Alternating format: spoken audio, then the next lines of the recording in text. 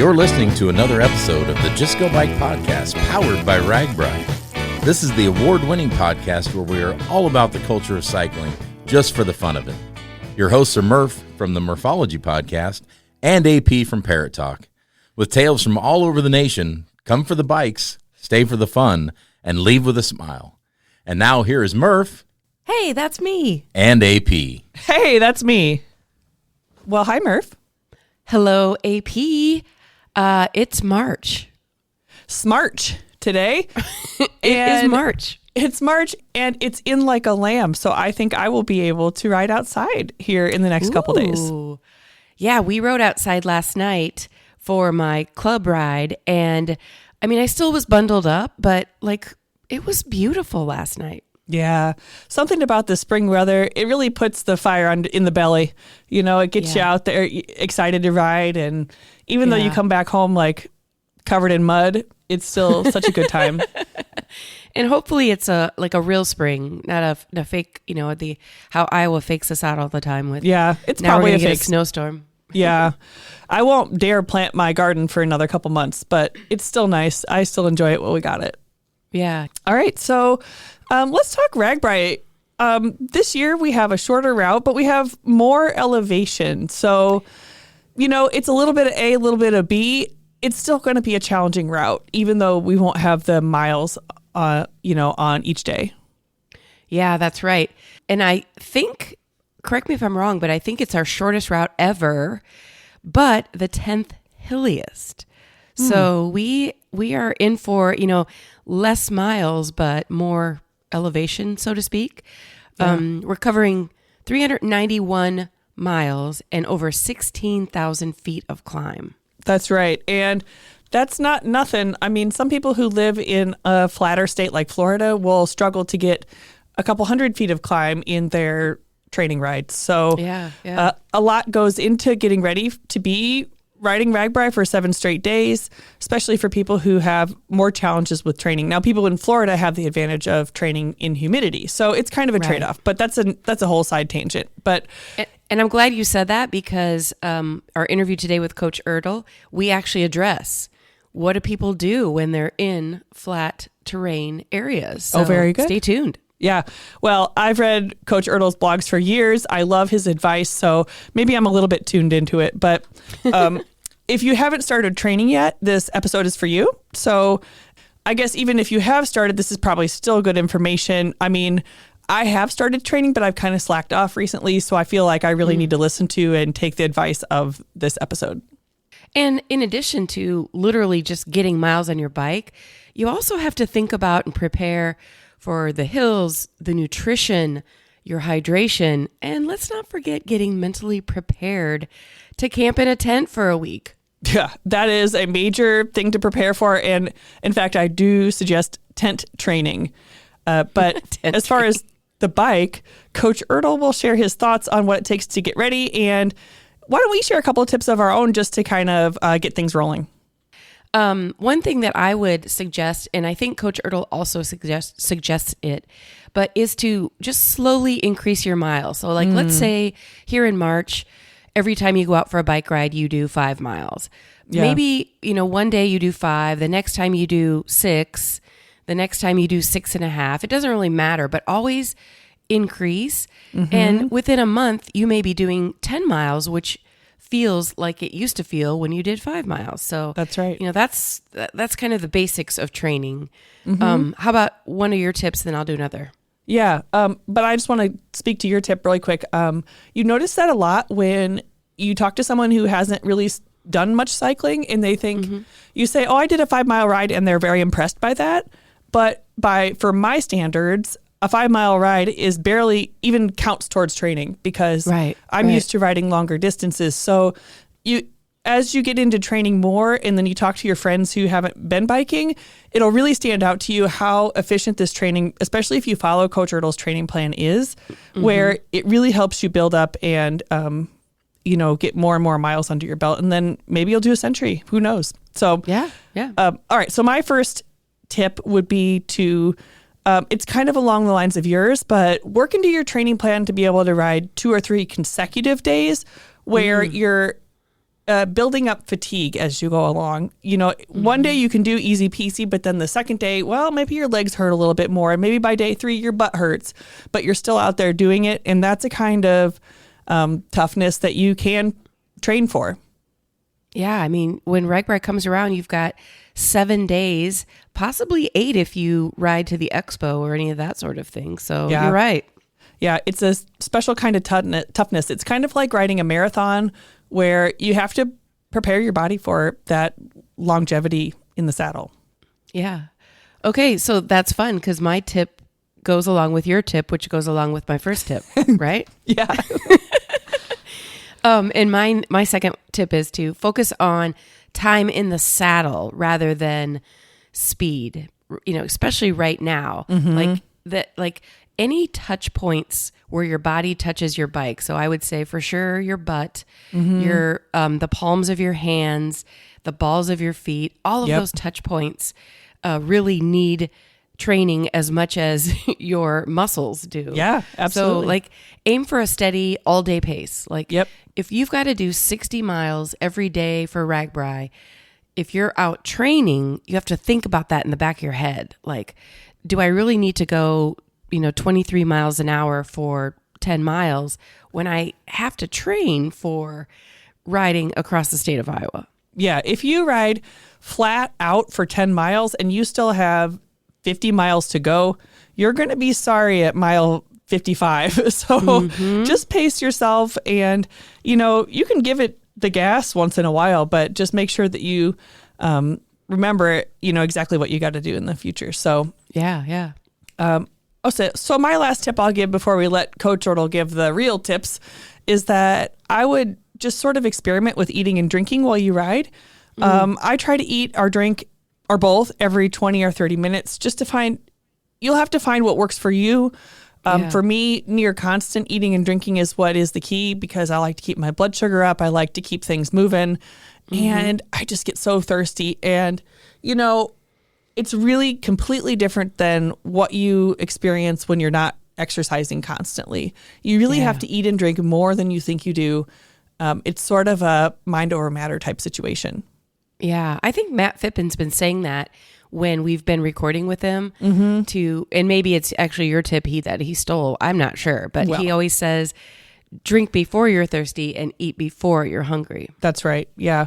It's, and we repeat some of the same tips over and over because the basics really are important. And it's just, it doesn't have to be that hard to have a good time on the bike, but you do have to put a little bit of focus into it and forethought. So I can't wait to hear what Coach Ertl's tips are this year.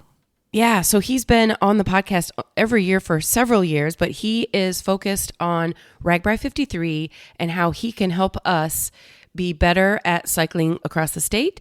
And he's been doing training blogs for many years for you, right, Andrea? Yeah, that's right. He's been doing training blogs since, I believe, 2009. So, oh my gosh. Yeah, he's a long timer. And what's cool is that not only does he give us professional advice that usually you have to pay for, he also tailors his advice to each and every specific RAGBRAI. So like I said, I can't wait to hear what he has to say about RAGBRAI 53. All right, let's get to it.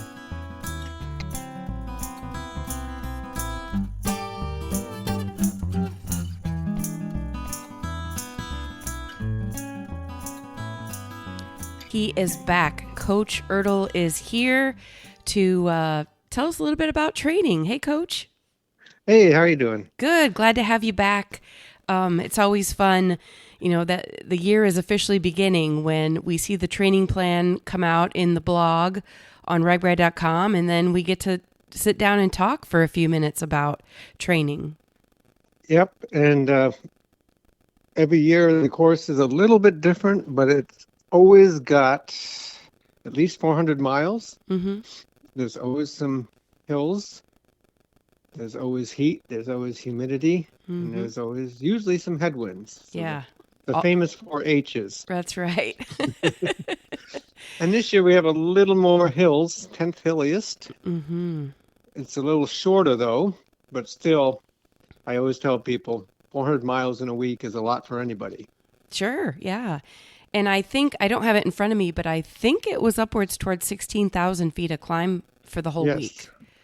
Halfway up Mount Everest. Oh my gosh. I don't know if I want you to say that. Yeah, but it's over a whole week. Okay. So, And we're on our bikes. We're not actually hiking through a mountain. yeah. Well, before we get into specifics on the route and on training, will you tell the listeners a little bit about you and your background? Well, I've been riding my bike almost as long as I can remember. I began racing when I was 14, which was 54 years ago. So I've been racing a lot. I began coaching in 2002, mainly because, first of all, I had a lot of experience from all my racing and training, but also I was seeing people make some errors that I had made, and I thought, well, maybe I can help people not make the same mistakes I did and make life a little easier and make their cycling a little better. So, And at this point in your life, are you still coaching and are you still cycling? yep, I'm still racing, and I'm coaching more than ever now that I've retired from my day job. Sure. And what part of the state are you racing? Oh, I live in central Iowa, so I do some races around here, Oh, but cool. I always try to find something new and different to do every year out of state. Last couple of years, it was out in Colorado. I'm not quite sure yet what I'm going to do this year, but I always look for a kind of an epic ride to do each year that will test myself and give me a reason to keep training. Yeah. I'm actually getting ready in a couple weeks to head to Moab, Utah, for a 4-day bike tour, and it's going to be similar elevation to RAGBRAI, but I'm not going to have my July legs yet, so I'm curious to see how I'm going to do. That's one of the places I went last year and did some mountain biking out there, and it's tough, tough mountain biking. Yeah, luckily we'll be on road, so it's a road bike kind of event, but still, it's going to be some pretty major elevation. So, and that brings me to the 2026 RAGBRAI route. Like you mentioned, it's the 10th hilliest. Like, do you have any just overall thoughts on the route this year? Well, I was looking at the elevation of each day, which is available on the website. The least climbing is 1,400 feet, which is still significant, and it's enough for you to notice. And then the first 2 days, there's 3,400 and 3,500 each, which is going to probably be the toughest 2 days. Luckily, it's at the beginning where Right. you're freshest. But then there's Thursday, I think, is a pretty big day of climbing as well. And So the beginning of the week gonna, is the Luss Hills, correct? yes. Okay, so I'm hoping or I'm imagining that's a lot of up and down, but Yes. what are your thoughts? Now, of course, there'll be more up than down the first day, at least, to get up into the higher elevations of the state, and then it'll be up and down across the way. Now, some of the days are pretty short, like 40, 50 miles. So, they won't be taxing in that regard. And I think we talked about this before pushing record. This is one of the shortest routes in 53 years. But sometimes if you think about that, a shorter day, like shorter miles, but big elevation, that means you're going to be spending a lot of your time in your lower gears and just grinding. Right. And it's going to be slower because of the hills. For example, the first day is 58 miles, which if you're in shape, 58 miles isn't terribly challenging, but 3,400 feet of climbing on top of that is. And then the next day right behind it's 54 miles, 3,500 feet. Then the next day gets easier, more level. But then you might, if you're interested, throw in the Century ride. Yeah. if you need more challenge. And that's typically on a Tuesday, I believe. So, yeah, the bottom line is you will want to prepare for it, and you want to include some hill climbing if at all possible. as well. And very often I get questions from people who live where there's no hills and want suggestions on how do I prepare for these hills if I live in a place that doesn't have them. And there are a few things you can do. One is use headwind as a proxy for a hill. So if it's windy where you live, go out into the headwind and use that as resistance to kind of mimic conditions of climbing. And you can use your gears to, select a harder gear to push into the wind to kind of simulate climbing. If you don't have wind, tell me where you live and I'll move there. Because I don't know anywhere in the world that doesn't have wind, at least at some point. And we may have mentioned this in previous podcast episodes we've done together, but I spent some time in Florida biking, and super, super flat way down south, but the bridges gave really good elevation. Sure. So you can, find a bridge. And even if you have one good hill, just go up and down it more than once. You may think that's kind of odd, but it's effective to get the repeated up and down feeling. I always say that novice cyclists or recreational cyclists avoid hills. The serious cyclist seeks them out. Ooh, okay. And I think everyone should be a serious cyclist this year and seek out hills. Yeah, I think you'll be happy you did if you did in training. Another thing people can do too, if they happen to use one of these indoor training apps like Zwift, is they have a lot of hilly courses on those that you can use, which provide very good resistance, very much like climbing a real hill. So that would be another option. And we're in March right now, and RAGBRAI is the end of July. I know every year you do training plans, and I think you kind of put whatever year's route, you kind of keep that in mind when you are developing those plans. Do you have a 2026 route plan, and is it available to riders? Yes, and yes. Sweet. It's been out now since late February. If you go to the website, click on Ride Info and then Training, you will see my blogs. And if you go back to, let's see, it looks like February 6th, you'll find the training plan. Wow. Okay. So if someone's listening to this right now and they're like, well, crap, I have not seen the training plan yet, is it too late? Nope. I always start the plan early because some people live places where they can start. But it starts off very gradually. So, if you're in decent shape, you can hop right in and pick up the plan right now in March.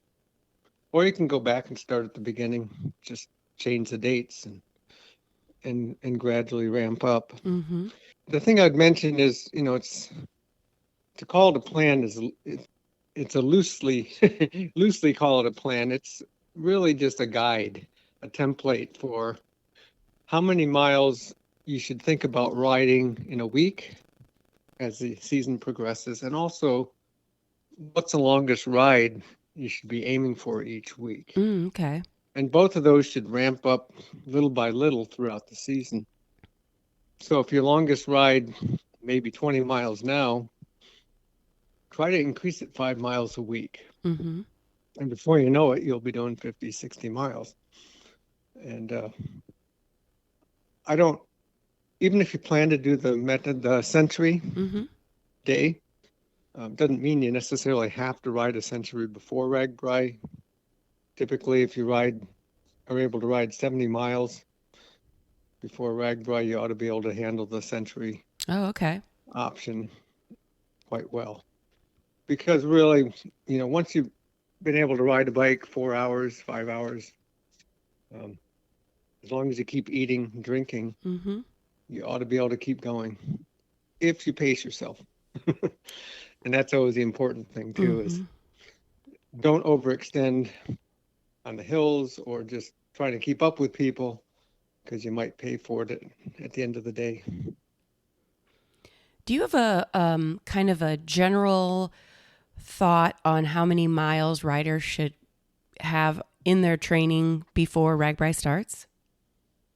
I always like to recommend having 1,000 miles in by July. And that may sound like a lot, but when you think about it, RAGBRAI is 390 miles. So if you should be able to put in twice that much in training. I know a lot of people do more than that if they're avid cyclists. But if you're new and a beginner and it sounds intimidating, just look at the plan and you'll see how gradually it builds. I love the way that you have it gradually building so that you don't even, if you're just increasing a couple miles or 5 miles each time you ride, that's so much easier than just going out and saying, today I'm going to ride 50 miles, no matter what. And the other thing you can do is, in the plan, I suggest riding 4 days a week, but you can certainly do more, 5 or 6 if you're inclined. I would recommend resting at least 1 day a week. So, are there any exercises or other sports that are good complements to being on the saddle? Yeah, especially thinking about the hills, having leg strength is going to be more important than if it was just a fairly flat course. So exercises that you can do working your leg, whether you do traditional resistance training with weights like squats or lunges, or other types of exercises involving jumping of some sort. Some people like to run. It doesn't really complement cycling all that well, but it is another form of cardio exercise. If you want to mix that in and you're used to running, I wouldn't recommend starting running now if you haven't, because that's just going to add to the soreness of your legs. And this is something you mentioned when we first started talking, but humidity is always, it's Iowa and you're surrounded by corn, so there's definitely going to be humidity. Not everybody has humidity where they live. So what are your thoughts on that? Yeah, it's humid and it's typically hot. And for some reason, RAGBRAI always picks the hottest week of the year, seems like.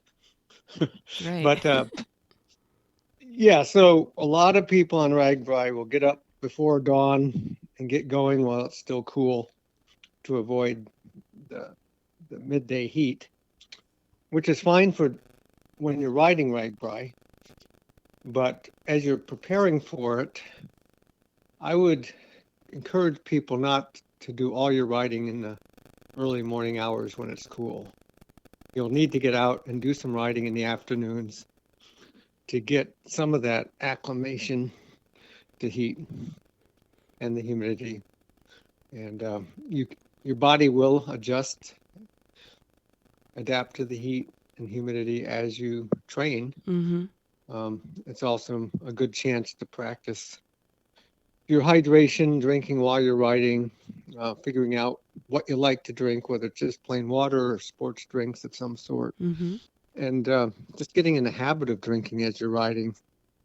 Some people have trouble even pulling the water bottle out and drinking while they're riding, and they may have to stop to do that. But that's part of what training is. It's just practicing riding and some of the skills required. And you're right. You don't want to always be the most comfortable you'll ever be on a bike when you're training, because when it comes to the week of RAGBRAI, you just don't know. You don't know what the weather will be like, or the heat, or the humidity, or the hills, or I guess you do know the hills, but all of the other H's. Yeah, and it's back to back days of riding that you're probably not going to do running up to it. Although I do recommend, especially as you get into the May, June time period, to make sure you get out and ride at least 2 days on the weekends, back to back, fairly long rides, to get your body used to getting up and going again, even when you're tired, because that's how you'll feel on RAGBRAI. And then maybe if you really want to get crazy, pitch the tent in the backyard and sleep on the ground too. I suppose. How about some tips just general tips for completing 7 days on a bike, whether it's like the top of mind for me would be nutrition, water, and then also just pacing yourself for the day. Yep. So, when you think about training, of course, we all think about putting in the miles on the bike. And that's a big part of it. You want your legs to be used to going around and around for hours a day. But also other body parts, get your feet, your butt, your shoulders, your hands, neck, used to being in that position for hours at a time.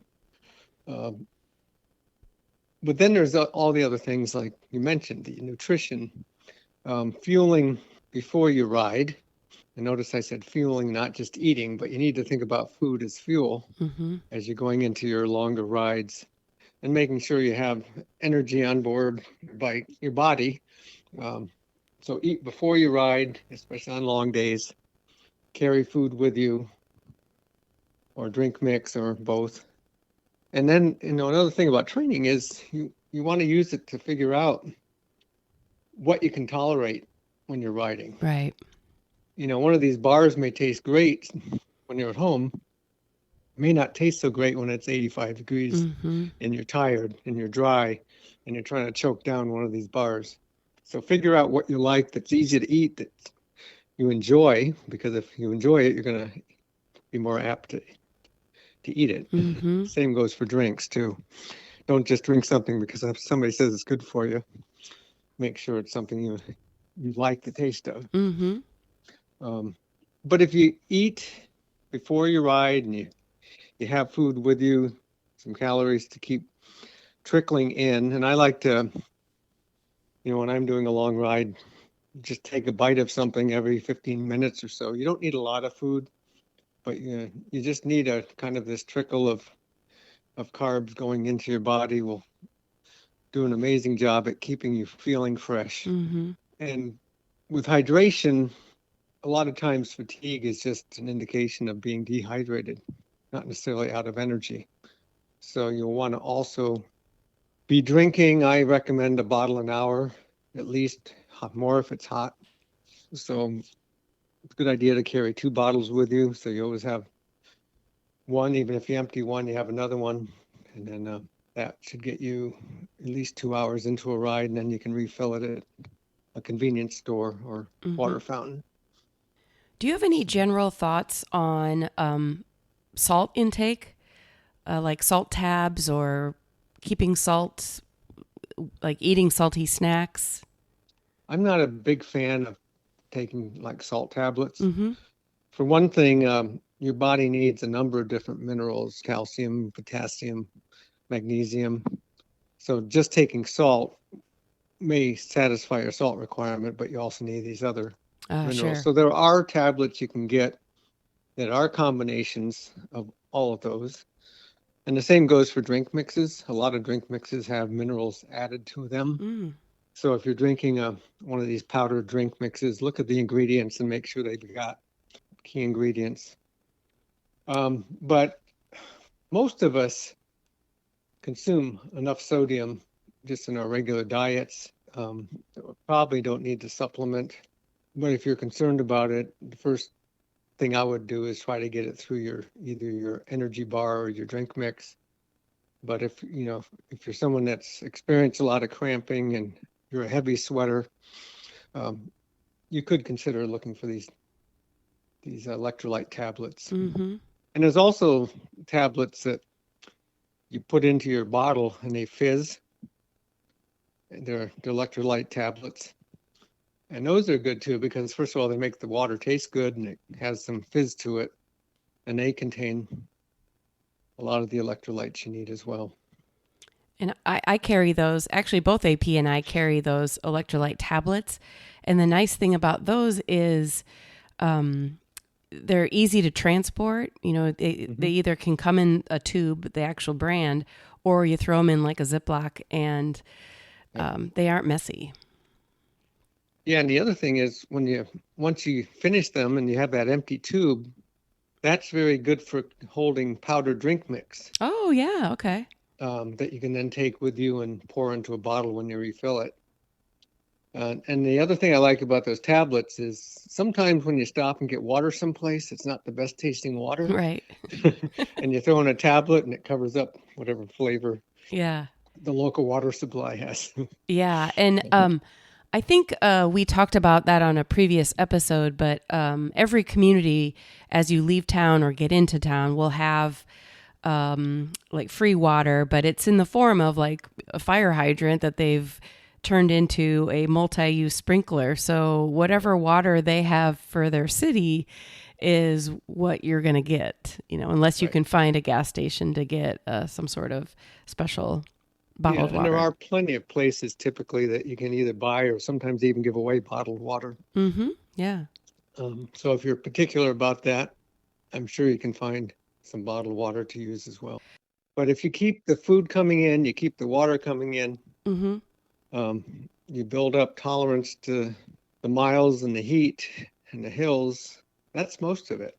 And keep your thoughts positive too, right? Yeah. I'm sure on some of those days when it's 4:00 and you're exhausted and it's hot. Yeah. And all you see are rolling hills in front of you. It's hard to do that. But right. If you train for hills, one of the benefits is you're not as afraid of them when the time comes to ride them. Mm-hmm. And a lot of it's mental training on hills. Because, hills are hard work, but you've got gears on your bike. And you can change to your lowest gear and make it easier. You can slow down. And any hill's not as bad if you just take it easy and plow up it. Sometimes they take a while if they're a long hill. Right. But you don't need to be in any rush. Yeah. It's not a race. Not a race. And then do you have any tips for actual temperature management? I mean, I know the common sense thing is if you're feeling overheated, find a tree to just rest. But do you have any other tips? Well, wear light colored clothing is a good one, especially your jersey or shirt. You can dump water over your head or neck, and that just feels wonderful. Sometimes you go into town and there's people with hoses that are spraying. Do not ride around those. Ride through those. Right. Those feel amazing. And then the other thing is just every town, which is probably about every 10 miles across the state, there'll be trees. And, if it's hot and windy, when you get into town and you sit under a tree, that breeze can actually feel good. So again, if you're feeling overheated, just make sure you take time to find a tree and sit down and let the breeze cool you off. One other thing I should mention, when you pour water over your head, make sure it's not your drink mix. Oh. That's why I usually carry one bottle of water, one bottle of drink, so you have a bottle of plain water for things like that. Yeah. That'll make for a long day when you're all sticky. If people want to either print off your training, you didn't say plan. What did you call it? A guide. Yeah. But we call it a training plan. But yeah, it's on the RAGBRAI website. Mm-hmm. And you can print off a PDF version or an Excel version, or you can download them. If you want to keep records online, you could use the Excel and just type your miles into it. And I'd encourage people to do that just to see their progress and the total number of miles they've ridden. And I think, as long as you're consistent about it, you'll be amazed at how the miles add up. Mm-hmm. And then the other cool thing about when you go to find it, ragbrai.com and find your most recent blog, actually all of your blogs are there. So if somebody wants to look up, your Coach Ertl's thoughts on nutrition and water and temperature control, all of that is available. Yeah, it looks like that at least some of the last years are there. Feel free to scroll through that page and look for a topic that interests you. But yeah, every couple of weeks there'll be a new blog coming out to give you some brain training. All right. So that means all you riders who are coming to Iowa to do RAGBRAI, you do not have to train alone. You've got Coach Ertl in your ear or on your computer screen, cheering you on as much as the rest of us. Yep, and it's every year thousands of people do this ride, all ages, all abilities. It sounds like a lot, but you're just breaking it down day by day, and there's no rush. You can take your time and enjoy your trip across the state. Love it. Well, thank you so much, Coach Ertl, for coming on to give us a little pep talk and get us ready for training for RAGBRAI 53. All right. Well, get out there. The weather's starting to come around, and yeah, the snow piles are melting here. That's right. Yeah, let's get out there and dare I say, just go bike. Just go bike. You got it.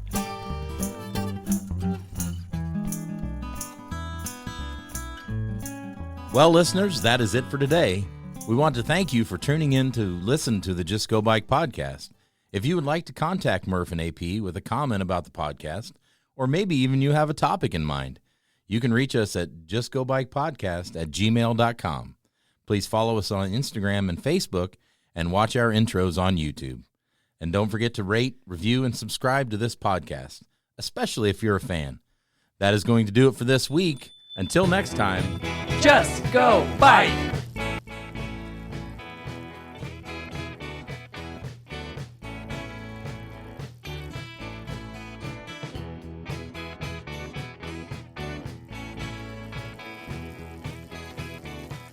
Theme song by Ryan Steer, logo by Suzanne Milosevic, produced by Kathy Murphy, social media by Andrea Parrott, intro by Pumpkin. Until next time, just go bike.